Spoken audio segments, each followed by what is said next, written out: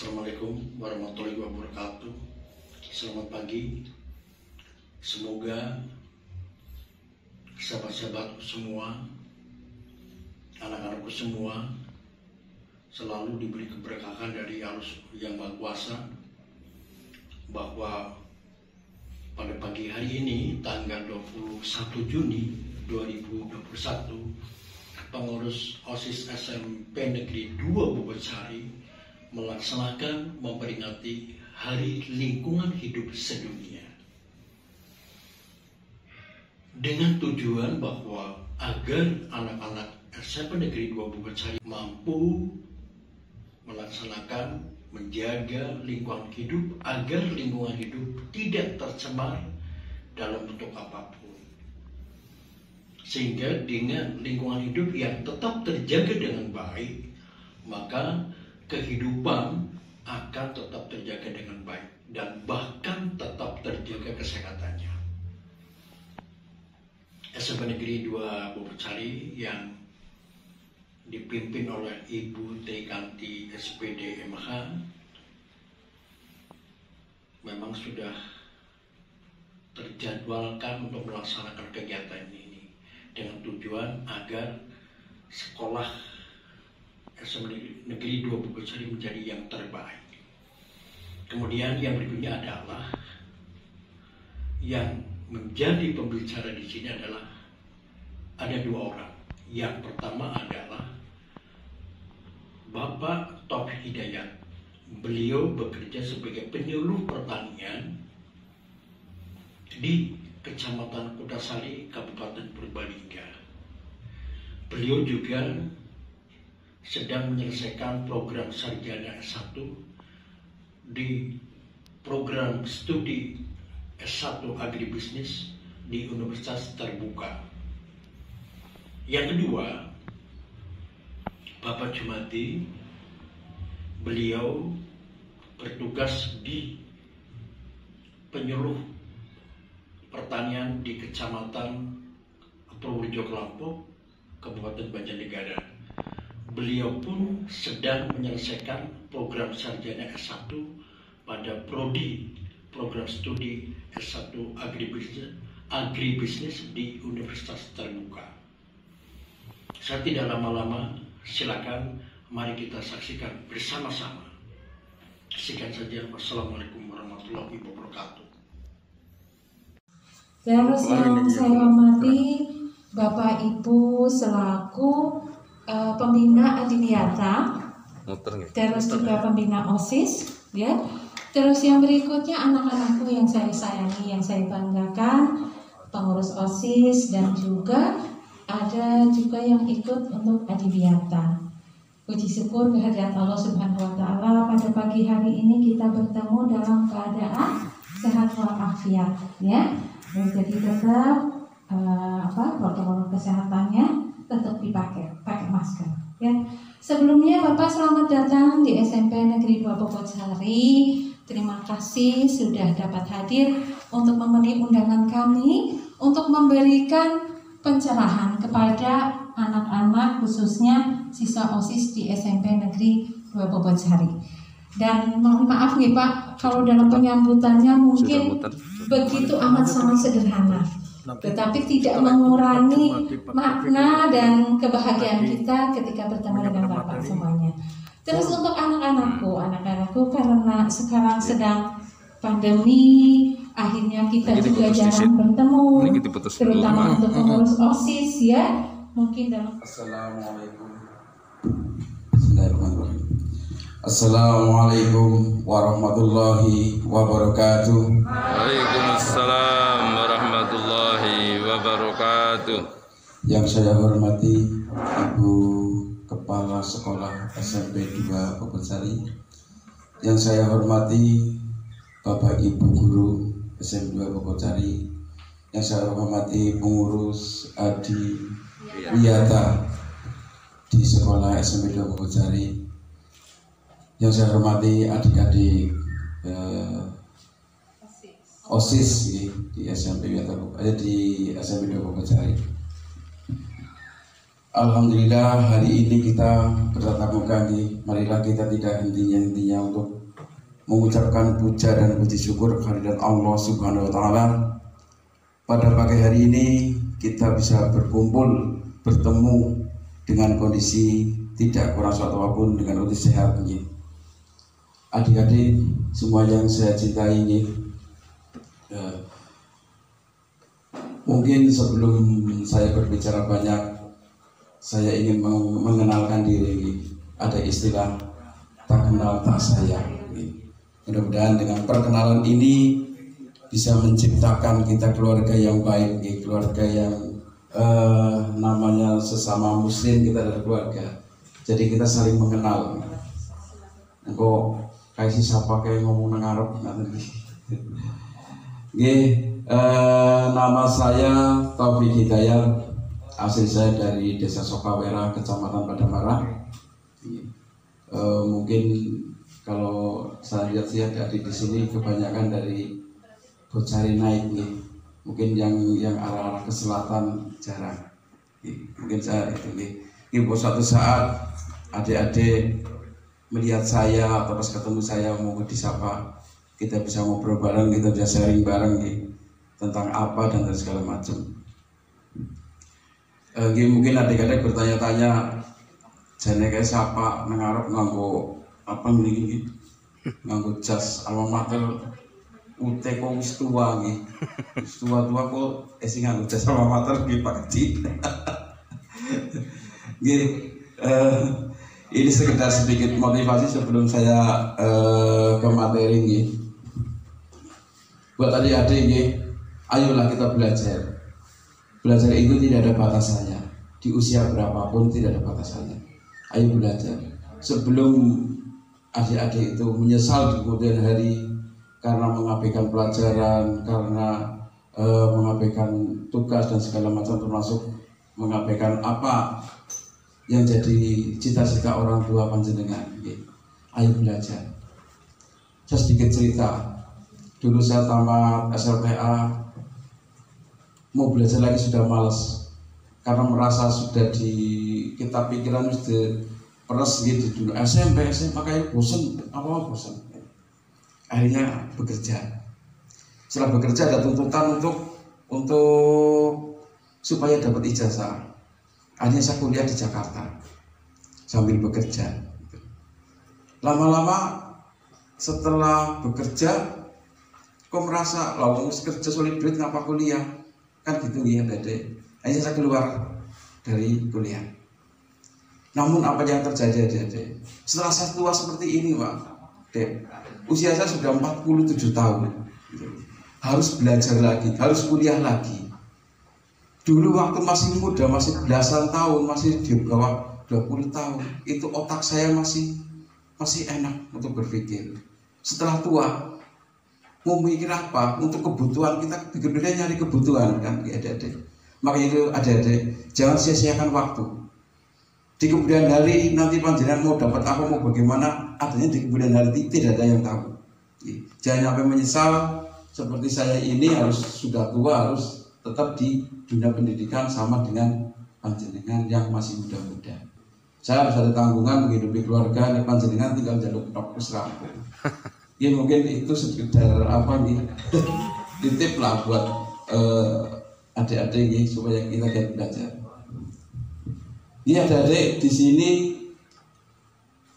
apa nih? Kami mau menyampaikan nih. Sebenarnya sih kami pinter sih boten nih. Intinya kita saling sharing lah. Mungkin saya dengan panjenengan, dengan Bapak Ibu guru di sini akan lebih tahu, mungkin atau akan lebih pintar lagi. Tapi kita sharing lah, apa yang mungkin saya dapat, mungkin apa yang panjenengan yang sudah ketahui, kita bisa saling kolaborasi.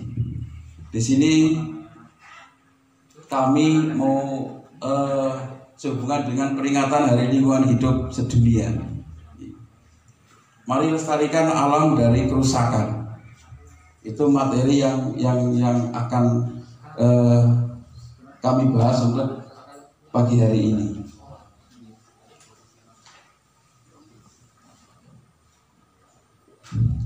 Kerusakan lingkungan hidup merupakan Deteriorisasi lingkungan yang ditandai dengan hilangnya satu, sumber daya tanah, kedua, air, ketiga, udara, keempat, punahnya fauna liar, dan kelima, kerusakan ekosistem. Kerusakan lingkungan merupakan salah satu ancaman yang paling berbahaya untuk kelangsungan hidup manusia. Sumber daya tanam, adik-adik semuanya, mungkin bapak, ibu, guru atau mungkin yang seusia dengan saya, kecilnya saya dulu tanah itu sangat subur. Tanaman itu tidak pernah ada dipupuk, itu sudah cukup mengandalkan alam saja. Ada pupuk organik dari alam di situ. Sangat subur sekali. Mereka petani itu untuk tanaman padi sampai tinggi. Waktu memanen mereka rata-rata menggunakan zaman dulu namanya ani-ani. Kita diambil untuk malai padinya dok, nanti kita ikat, kita simpan dalam wujud gebongan. Sekarang ini harus menggunakan pupuk. Awal-awal datangnya pupuk itu di tahun 84-an. Saya masih kecil. Saya ingat sekali dulu. Bapak saya petani. Di tahun 1984 itu adanya proyek Bimas Inmas nopo nggih Pak Jum. Itu. Jadi semua petani dipaksa untuk menggunakan pupuk kimia. Waktu itu petani tidak ada yang mau. Semuanya menolak, termasuk bapaknya saya sendiri. Itu cuma disimpan, malah banyak yang dikubur. Karena saking takutnya dengan pemerintah, karena ada sanksi kalau tidak menggunakan pupuk itu ada sanksinya. Akhirnya dikubur. Itu. Tapi seiringnya waktu ke sini, Pak, lama-lama orang menggunakan pupuk. Pupuk terus dipupuk terus. Padahal itu kimia, Pak. Dan sekarang terbukti, Pak, tanah makin lama makin mengeras. Kecilnya saya dulu kalau masuk ke sawah itu bisa masuk nyampe ke pusar, istilah balong. Sekarang ini sudah tidak ada tanah balong lagi. Adanya cuma mata kaki saja, itu termasuk yang paling bagus. Molok ya. Itu molok. Itulah, itu kerusakan dari alam. Makanya saya dengan teman-teman lagi berupaya untuk mengembalikan alam, mengembalikan tanah, supaya bagaimana tanah itu subur kembali seperti dulu. Seperti semboyannya plus nopo nggih. Tongkat dan apa? Jadi tanaman. Iya. Kita sudah harus mengembalikan lagi seperti lagunya Pak Adi ini. Iya, tongkat kayu menjadi tanaman. Tongkat menjadi tanaman ini lagunya Pak Adi. Ini saya lagi berusaha dengan teman-teman pertanian untuk mengembalikan kondisi tanah. Itu pun mengalami sesuatu yang luar biasa karena petani konsepnya pemikirannya sudah dipupuk dan pupuk gitu loh. Jadi untuk melepas dari pupuk kimia itu tidak mau. Bagaimana? Apakah ada resiko untuk kita semua? Ada. Setiap kimia yang dihasilkan dari tanaman, di situ tanaman mengandung bahan kimia. Dan setiap itu pula kita makan setiap hari. Apakah beras-beras yang setiap hari panjenengan makan, ada adik makan, bapak ibu guru makan, apa tidak berbahaya? Kalau 1-2 kali diselam tidak, tapi berterus dan terus sampai usia berapa ada efeknya. Sekarang banyak terjadi orang stroke di usia muda gitu, kena sarungan jantung di usia muda gitu. Malah tetangga saya masih usia 25 sudah kena stroke gitu. Kan berarti kalau dulu kan stroke kan istilahnya zaman kecil saya itu penyakit yang sugih Pak, penyakit yang kota lah. Stroke dan jantung dan kanker itu penyakit wong kota. Wong desa tidak mengenal. Sekarang siapapun sudah mengenal penyakit itu karena dampak dari lingkungan yang kurang bagus. Itu baru dari tanahnya saja. Makanya kami kemarin ada pelatihan di Semarang itu untuk pengembalian tanah dengan mikroba, istilah mikrobakter. Itu malah yang menciptakan mikrobakter itu orang Purbalingga, Pak. Sekarang sudah terkenal di mana-mana. Sudah melanglang buana itu dipakai untuk memperbaiki tanah. Yang menciptakan mikroba itu orang Purbalingga, namanya Thomas Janargi. Dia orang Gangmayong. Dia malah sekarang sudah pindah ke Solo karena di Solo mungkin dia sayapnya lebih luas daripada di Purbalingga. Dia orang Purbalingga. Nah yang kedua air, Pak. Ini air, Pak. air makin tahun makin berkurang, ya. Walaupun sekarang masih ada air, ya. Tapi kalau seusia saya dulu, Pak, kecilnya saya dulu, kalau hujan malam, ya, paginya itu pasti saya ke kali, mandi di kali, karena air sangat jernih, gitu, ya, Pak. Hujan malam membawa bebatuan, banyak bebatuan di sungai-sungai. Mungkin saya cerita kayak gini kalau daerah bawah itu memahami, Pak. Tapi kalau daerah atas yang airnya selalu jernih, mungkin kurang-kurang begitu, gitu. Tapi di daerah kami, Pak, Kecamatan Padamara, Kalimana, Kemangkon, itu sudah tidak ada air yang jernih lagi. Pasti semuanya keruh, 24 jam keruh. Tidak ada yang jernih, tidak ada material bebatuan, pasir yang mengalir di sungai. Kalau hujan lebat itu tidak ada. Dulu di sekitar rumah saya, Pak, itu kalau musim hujan itu banyak muncul mata air kecil di sela-sela rumah di itu. Jadi suasananya dingin, asri dan segala macam. Sekarang sudah tidak ada. Di usia saya sendiri sekarang sudah tidak ada. Nanti seusia panjenengan adik-adik sudah sepuh, sudah apakah masih ada air? Bisa dibayangkan, sekarang sudah tidak ada. Sumber-sumber air sudah tidak ada. Dulu namanya di desa ada namanya belik, Pak. Itu sumber mata air, kowakan kecil, itu bisa dipakai untuk ngasuh dan segala macam. Itu tidak ada. Itu dari air.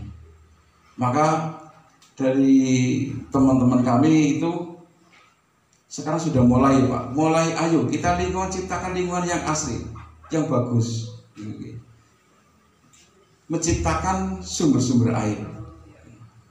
Karena sekarang ini banyak tanaman yang bisa merusak tanah dan merusak ekosistem air. Contohnya, sekarang siapa yang tidak menanam alba, Pak? Karena dia berbisnis. Aku nandur alba 5 tahun tak dol mari pabrik, oleh duit. Kan ngaten nggih, menghasilkan. Tapi apa yang terjadi, Pak? Tanahnya makin kegerus, Pak. Karena alba itu jenis tanaman yang mengambil unsur hara dari tanam itu sangat rakus sekali.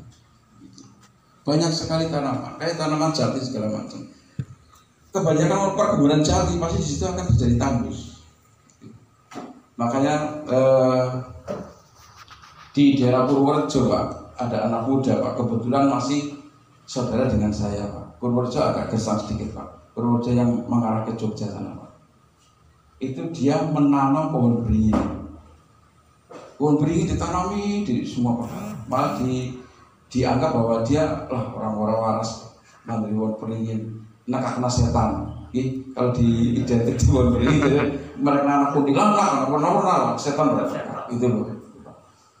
Tapi memang satu-satunya pohon beringin yang bisa mendatangkan air ada pohon beringin, Pak.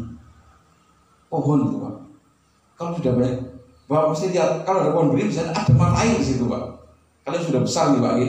Saya lihat di mana-mana mesti ada pohon beringin, ada mata air sedikit di situ. Terus mungkin malam Jumat ada yang taruh apa di situ. Itu bukan karena air itu jimat, bukan. Memang sumber mata air ada di situ. Dan setelah sekian tahun, Pak, pemuda itu sekarang sudah punya anak, sudah dewasa, sekarang sudah mulai timbul mata air di sana. Dan mereka sudah mengaku bahwa itu anak pahlawan.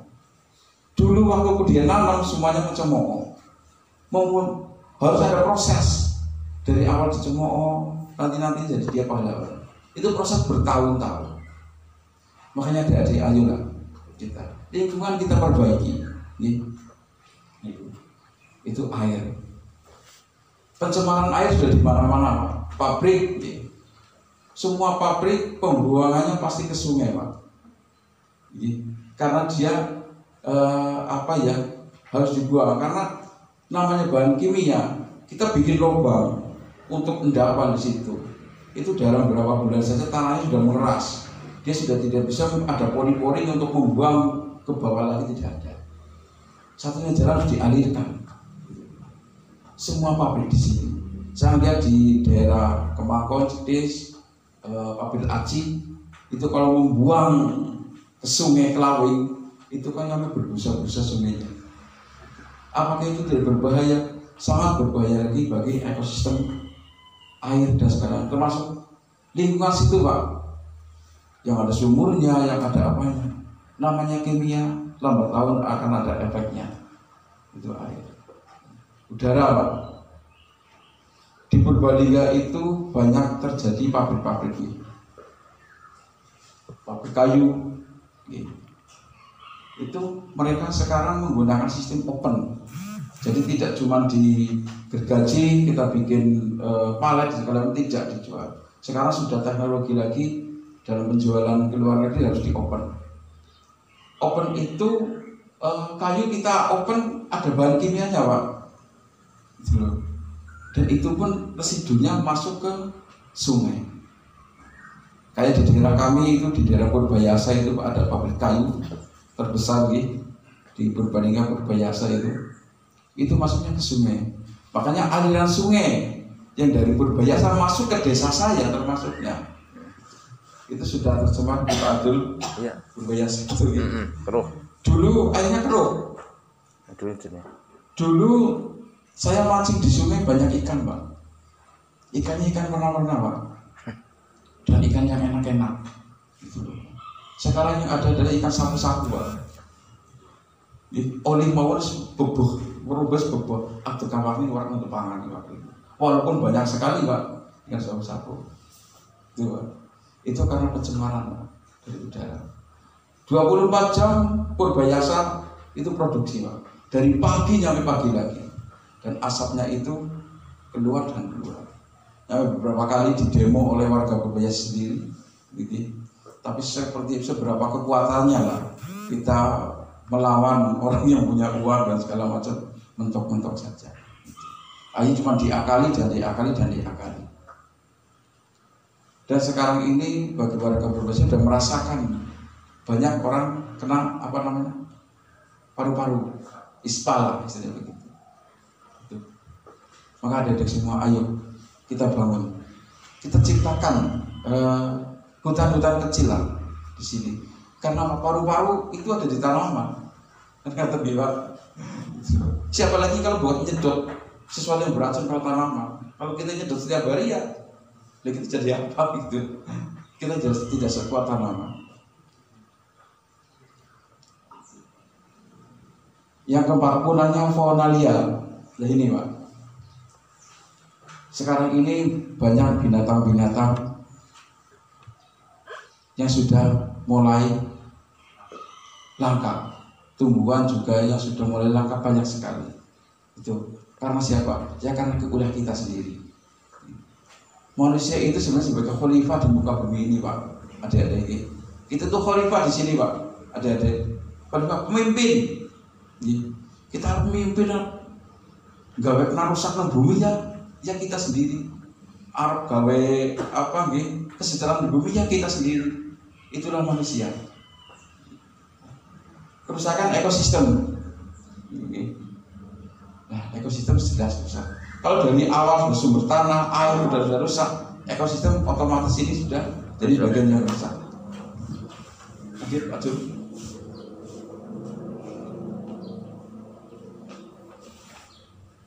Lingkungan alam yang rusak sangat berpotensi menghasilkan bencana untuk saat ini dan untuk masa-masa yang akan datang. Rusaknya alam bisa disebabkan oleh faktor alam dan juga manusia. Lingkungan alam termasuk tanah, air, hutan, dan udara perlu untuk dijaga supaya sumber daya alam tetap lestari dan menghasilkan manfaat yang maksimal untuk kesejahteraan manusia.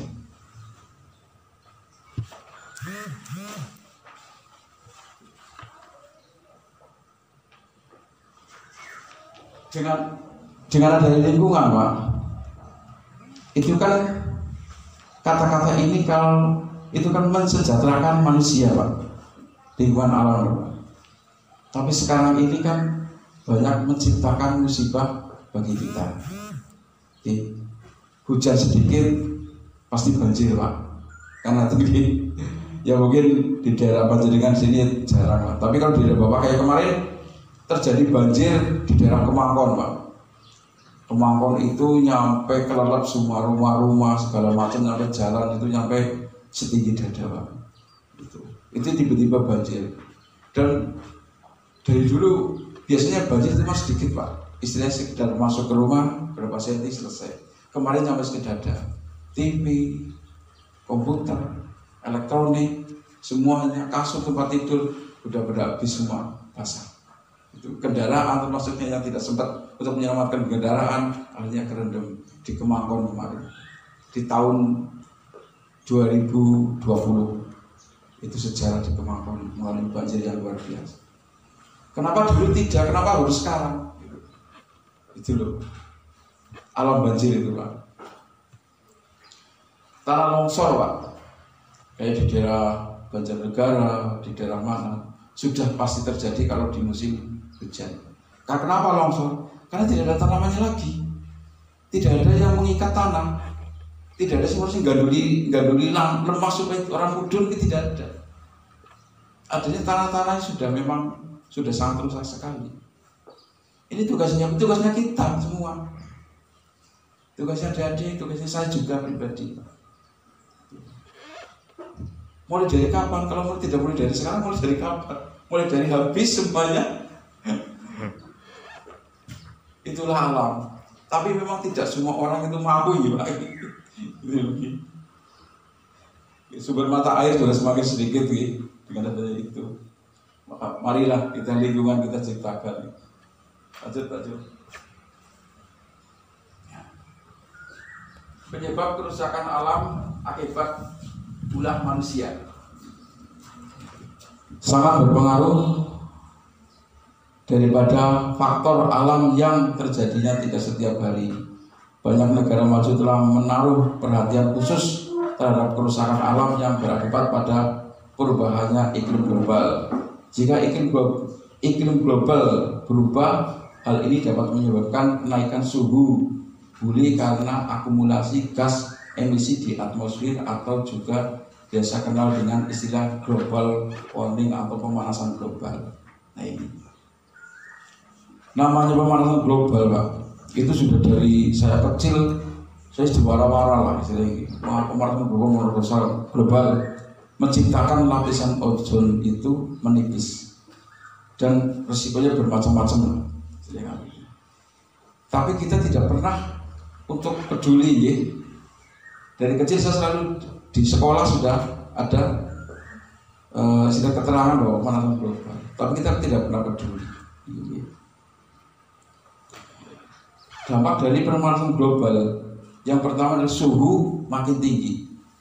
Sekarang kita terasa nih Pak, dulu malam terasa dingin ya Pak, dingin gitu.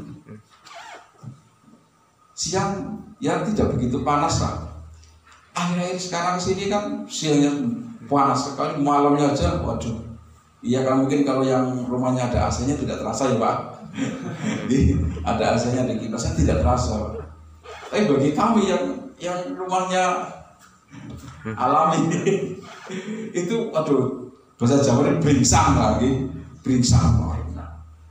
Tengah malam harus keluar duduk di teras karena saking panasnya.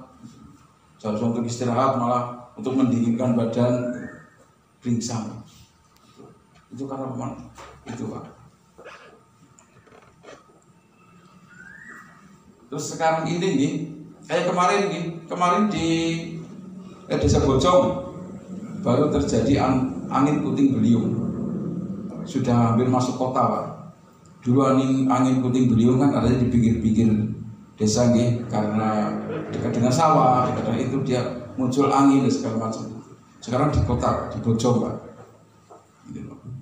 Di Bojong di kota Pak. Banyak rumah-rumah yang atapnya pada kabur Pak. Dan ada yang ambruk juga.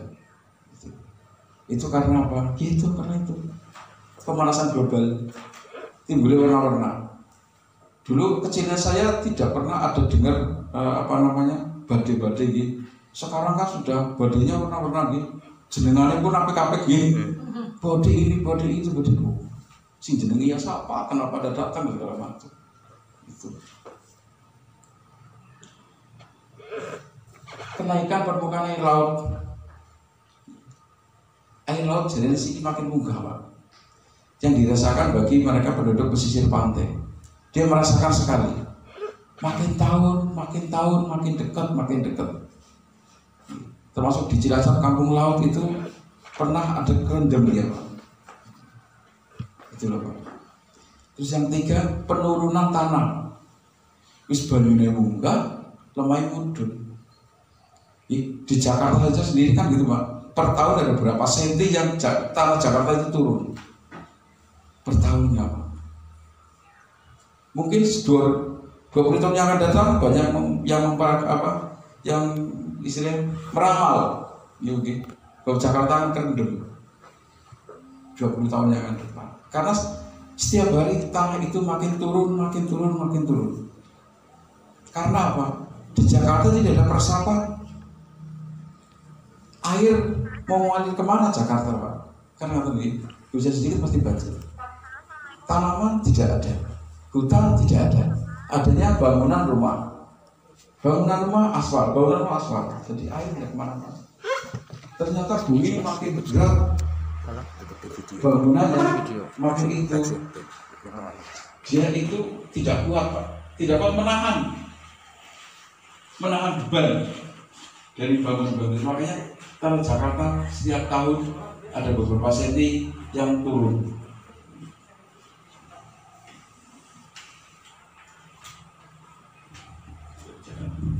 Betul.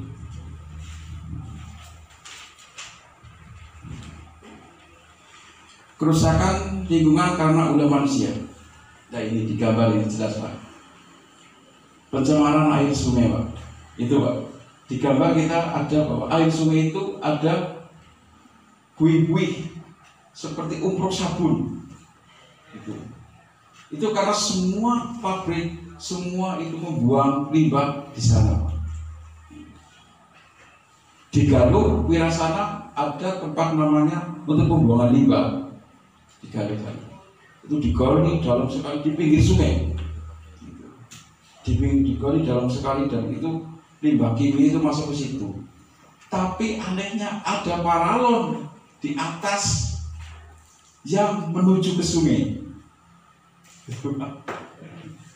Kalau kita bikin digali untuk penampungan limbah, kenapa ada paralon yang mengacungkan sekarang bau itu di pinggir sungai yang ke sana?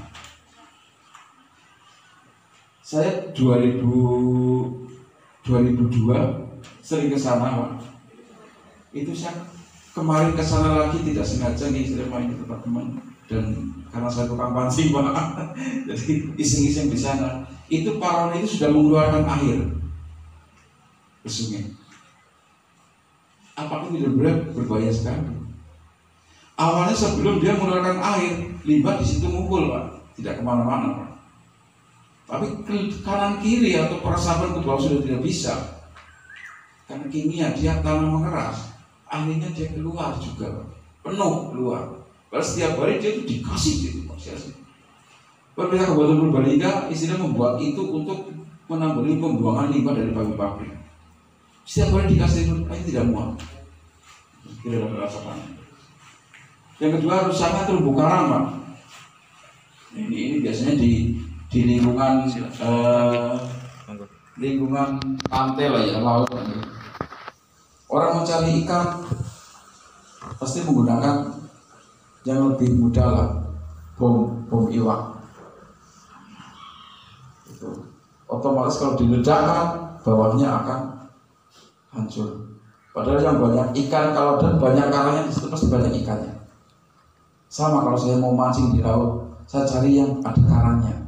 Karena di situ tempatnya ikan, ngumpulnya iwak. Terus di bom gimana? Yang kedua, orang membuang sampah dari aliran. Sungai kecil masuk sungai besar. Sungai besar mengalir terus. Jatuhnya kemana Pak? Ke laut Pak. Pasti ke laut. Plastik awalnya dia mengapung Pak, tapi lama-lama karena dia ada beban berat dari kotoran segala macam, jatuhnya akan ke laut dan jatuhnya akan ke bawah dan jatuhnya akan merusak terumbu karang. Lanjut Pak. Ini dampak-dampak dari lingkungannya. Banjir ini Pak, itu Pak. Yang tadi saya ceritakan banjir Pak. Itu. Banjir sudah mulai sekarang kita. Musim terang banjir jarang Pak. Di kala musim hujan banjirnya luar biasa.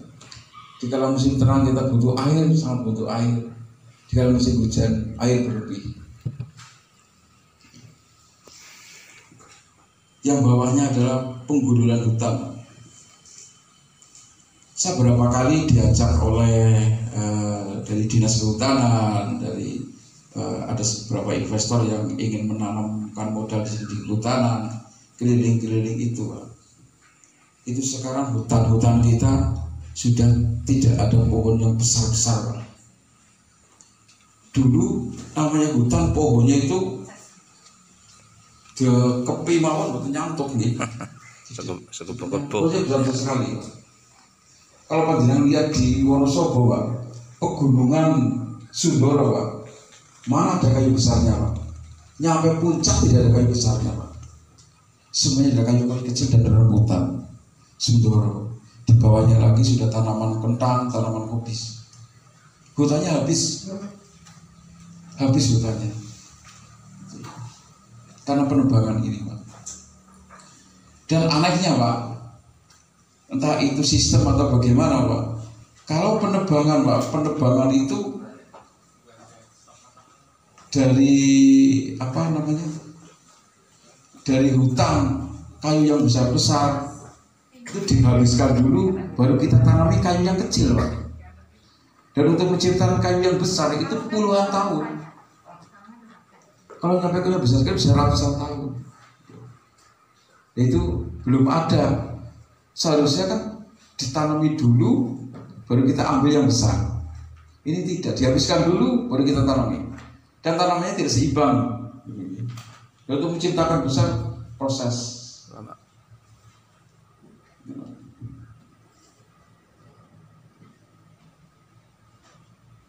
Jangan di sini, Pak. Hutan adalah paru-paru bumi ini. Kalau berpikir hutan habis, gimana, Pak? Ya kayak kemarin di Gunung Slamet gitu, karena mau dibuka uap bumi mungkin buat listrik, itu berapa hektar yang ditebang, Pak. Sudah merambah ke sana. Dan itu pohon yang besar-besar sekali, Pak, bukan pohon yang kecil. Di sana saya ngobrol dengan orang sekitar gitu, Pak. Itu ongkosnya aja mahal, Pak. Sana. Disitulah tempat ekosistem, tempat binatang-binatang dan segala macam, dan sumber air di situ. Kalau nanti itu dibuka benar-benar dan dijalankan di situ, Pak, sudah. Ya, kita Gunung Slamet sudah mulai watok nanti, karena itu singgungan dunia saudara. Aduh. Normalis dehem. Nah ini yang saya tadi ceritakan ini. Purbayasa siang malam kayak gini, Pak. Dekat rumah saya. Purbayasa ini. Apakah asap itu akan naik terus nyampe ke langit, tidak akan turun? Tidak, Pak. Asap itu mengandung timbal. Timbal itu berat. Seberapapun timbal itu berat. Dan ada gaya gravitasi turun ke bawah. Pasti sesuatu yang berbahaya akan turun. Oksigen mungkin bisa naik ke atas.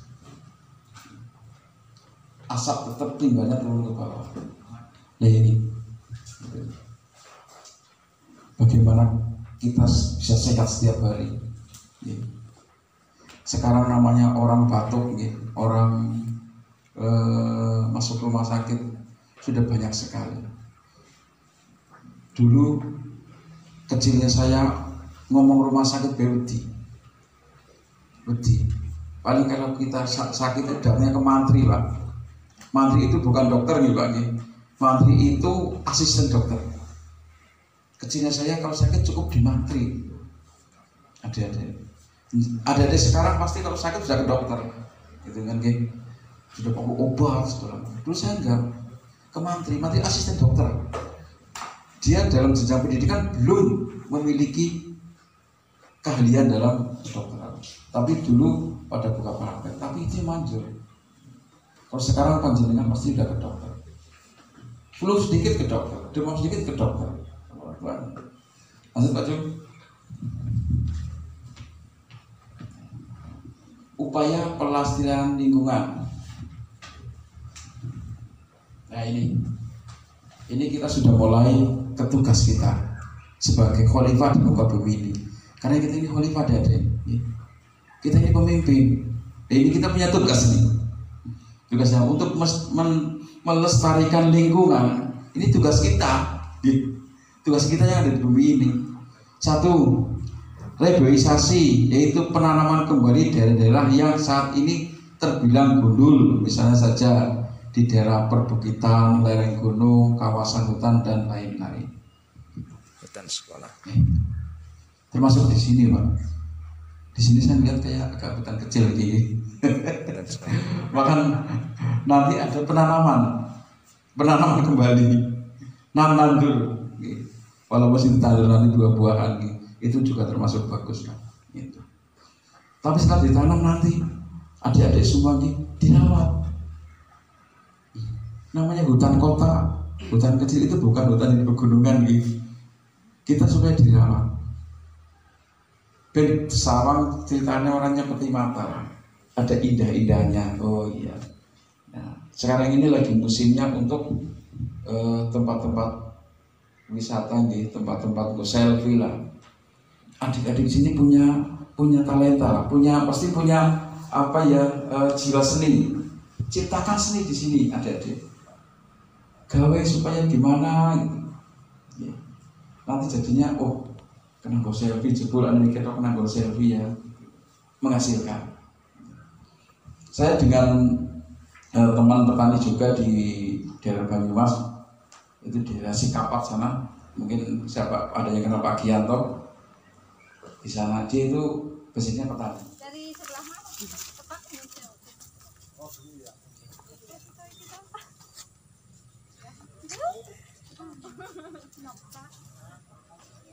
Ini mau tahu sing buri.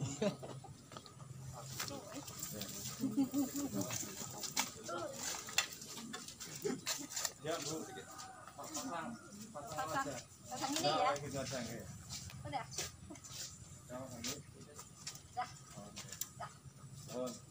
Udah ketutup ya. Nanti kan yang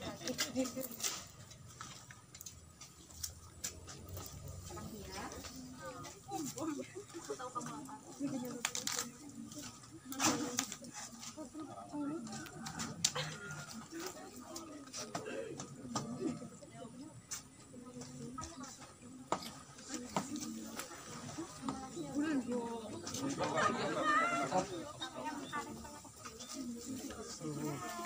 Halo Pak, pegang bareng Pak.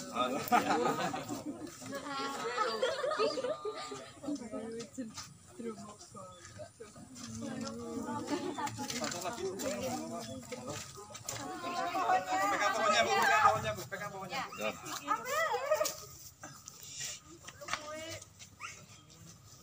Satu, dua, tiga. Oke. Sudah? Jurang acting. Itu kan gak sih sini ya Pak? Berarti ya. Kamera mana Bannernya dibuka. Bannernya dibuka. dipegang aja kan di depan ini. Ayo. Cepat pulang. Ayo cepat aja. Iya, nanti cepat pulang. Terbalik.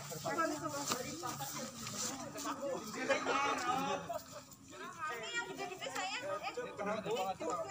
Jangan duduk biar nanti temannya di belakang lihat. Saya mah enggak bisa. Ini kamera.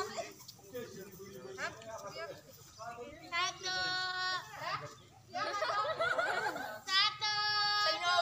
Nah, bebas ekspresi. Kurang sentis ya.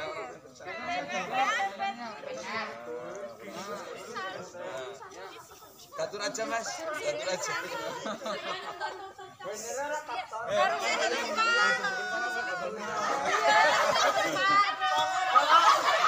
Aku tuh dulu Pak. Ya, jujur. Kamu duduk. Nah.